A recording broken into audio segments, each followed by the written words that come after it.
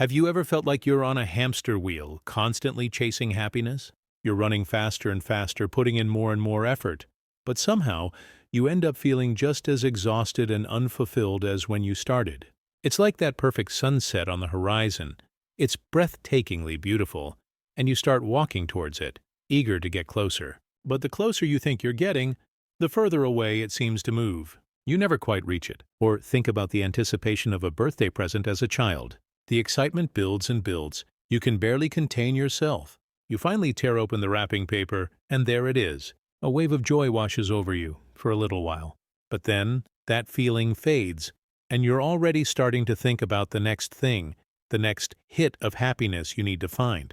It's a common experience, this feeling that lasting happiness is just out of reach, a constant pursuit that often leaves us feeling more empty than full. It's a paradox, isn't it? The harder we chase happiness, the more it seems to elude us. Why is that? What if there's a different way to approach this whole idea of happiness, a perspective that doesn't involve chasing at all? Taoism offers a profoundly different perspective on this struggle. It suggests that the key isn't about chasing, but about flowing. Think of a river. It doesn't force its way through the landscape. It flows effortlessly, adapting to the curves and bends, finding the path of least resistance.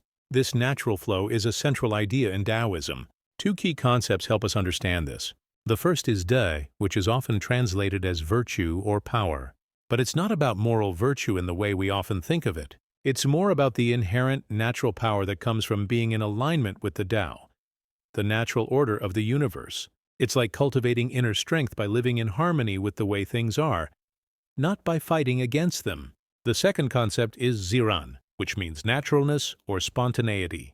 This is about living authentically, being true to yourself, without constantly trying to force things to be a certain way. It's about embracing your own nature and responding naturally to whatever life brings. Think about the changing of the seasons. We don't try to desperately hold on to summer, clinging to the warmth and light. We understand that autumn will come, then winter, then spring, and each season has its own beauty and purpose. Trying to artificially extend one season would only create disharmony. Even something as simple as breathing illustrates this. We breathe naturally, most of the time without even thinking about it. Our bodies know how to do it. But if we were to constantly try to control every aspect of our breath, forcing a specific pattern all the time, it would become incredibly stressful and unnatural. So how does this relate to chasing happiness? Well, that relentless pursuit, that constant striving for a specific feeling, is like building a dam in the river. It blocks the natural flow of life, creating pressure and preventing us from experiencing the true, effortless joy that arises from simply being in harmony with the Tao. As the Tao Te Ching says, the highest good is like water. Water gives life to the 10,000 things and does not strive. It simply flows, and in that flow there is a profound power and a deep sense of peace. The constant chasing of happiness is what is obstructing our inner peace. A core teaching in Taoism that really sheds light on this happiness trap is the concept of wuchang, or impermanence. The simple yet profound truth is that everything changes. Our feelings, our circumstances, our relationships, even our own bodies. Everything is in a constant state of flux. When we chase happiness, we're often trying to cling to a fleeting feeling, a specific experience, or a particular outcome that we believe will make us happy. But because of impermanence, that happiness, by its very nature, will change. It's like trying to hold on to a particular cloud in the sky. You can admire its beauty, appreciate its unique shape, but you can't stop it from changing, from drifting away, from eventually dissolving. This clinging, this resistance to change is a major source of suffering. Taoism encourages us to practice fangxia, which means letting go. This isn't about becoming apathetic or not caring about anything. It's about releasing the need to control everything, to dictate exactly how things should be in order for us to be happy. It's about loosening that desperate grip on pleasant experiences and accepting that they too will pass. Think about tending a garden. You can plant the seeds, water the soil, provide the right conditions for growth, but you can't force a flower to bloom on your schedule. You have to trust the natural process, accepting that there will be times of growth, times of dormancy, and even times of decay. It's the same with our lives. Or consider a relationship. Trying to control another person, to force them to be happy or to love you in a specific way, is ultimately a recipe for unhappiness. A healthy relationship allows for the natural ebb and flow, the ups and downs, the individual growth and changes that inevitably occur. A surfer provides another great analogy. They don't create the perfect wave. They learn to read the ocean, to position themselves, and then to ride the wave, adapting to its power and its ever-changing form. And they also accept gracefully when the wave ends.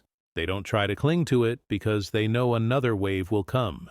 This acceptance of impermanence, this willingness to let go of control, is where we find true freedom and a deeper, more sustainable sense of contentment.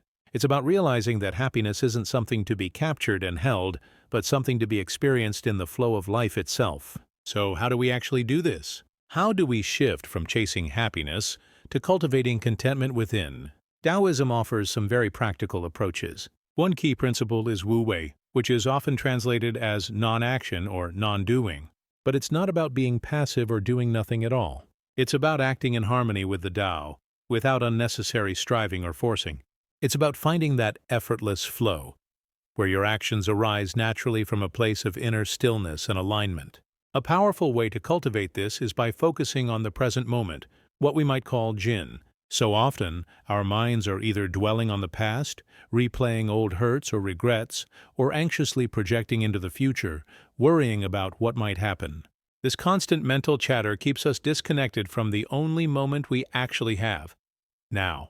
And it's in this present moment that true contentment can be found. There are simple ways to practice this.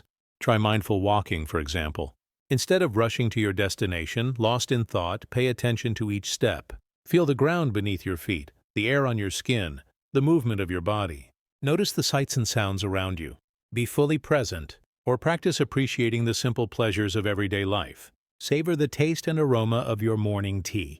Really notice the beauty of a flower, the intricate patterns of its petals.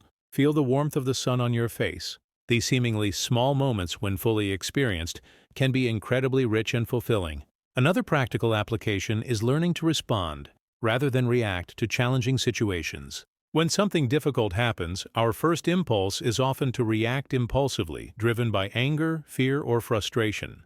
But if we can take a moment to pause, to breathe, to connect with that inner stillness, we can choose a more thoughtful, more skillful response. Think of an artist creating a masterpiece. They don't force the brushstrokes. They don't try to control every detail. They practice their craft. They develop their skills, but they also allow the creative process to unfold naturally. They're present with their materials, with their inspiration, and they allow the artwork to emerge through them. These are just a few examples, but the underlying principle is the same. By cultivating inner stillness, by focusing on the present moment, and by acting in harmony with the natural flow of life, we can move away from the endless chase and discover a deeper, more sustainable source of contentment within ourselves. It's not about finding happiness out there, but about cultivating it within. So the core message here, drawn from the wisdom of Taoism, is that chasing happiness as some external goal, something out there to be attained, is ultimately a path to suffering. It's like trying to dam that river, blocking its natural flow and creating unnecessary pressure. True contentment, lasting peace arises from within. It comes from aligning ourselves with the Tao, the natural order of things, from embracing the present moment, and from letting go of that relentless need to control every outcome. Remember the river, flowing effortlessly, adapting to the landscape. That's the essence of living in harmony with the Tao. It's about finding that inner flow, that sense of ease and acceptance, even amidst the inevitable changes and challenges of life. As the Tao Te Ching wisely says, "He who knows he has enough is rich." We've seen how the relentless pursuit of happiness, as we often define it, can leave us feeling empty. But what if, instead of chasing fleeting moments of joy, we focused on living a life of meaning and purpose?